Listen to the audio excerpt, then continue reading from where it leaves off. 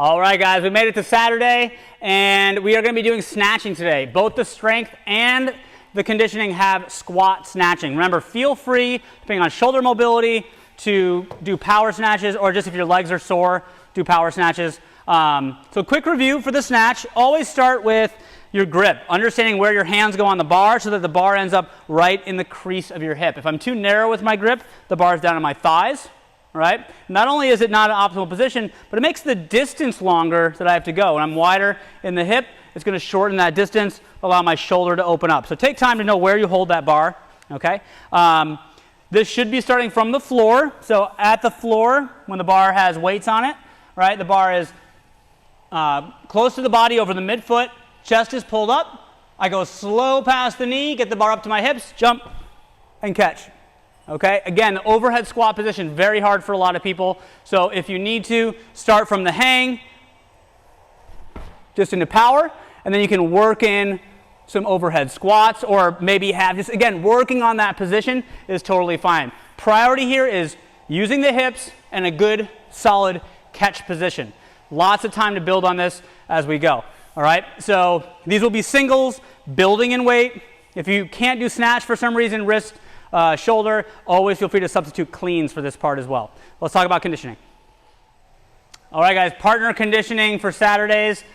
We've got 3 movements. We've got rowing, we've got squat snatching again, which is great because we just warmed that up and worked on that skill in the strength portion, and we have bar muscle ups. So we're going to focus mostly on the bar muscle ups here. The way this workout goes today, you can divide up however you want, the row and the bar muscle up. So the row starts with a 1,000-meter row. You can decide, maybe you want to do a sprint 250 each back and forth, maybe 500 each, okay? However you want. When you get to the squat snatches, though, it's going to be you go, I go, alternating back and forth. This is cool because you can challenge yourself with something a little bit heavier maybe, right? Just a single rep. You get a short rest as your partner goes. So again, choose something that's maybe a little more challenging. From there, we go to the bar muscle ups. If you cannot do a bar muscle up, you can do twice as many pull-ups or chest-to-bar pull-ups. But I want to show if you can, like let's say you're partnered up with someone that can do bar muscle ups and you don't have a bar muscle up yet. We love having people get into the jumping bar muscle up because it's fun and your body starts to feel it and you get that kind of pull and press action. So remember, for the bar muscle up, you can challenge yourself by how high the box or thing you're jumping off is in relation to the bar. So when you do this, get a nice deep palm grip because we want to be able to get our wrist to turn over.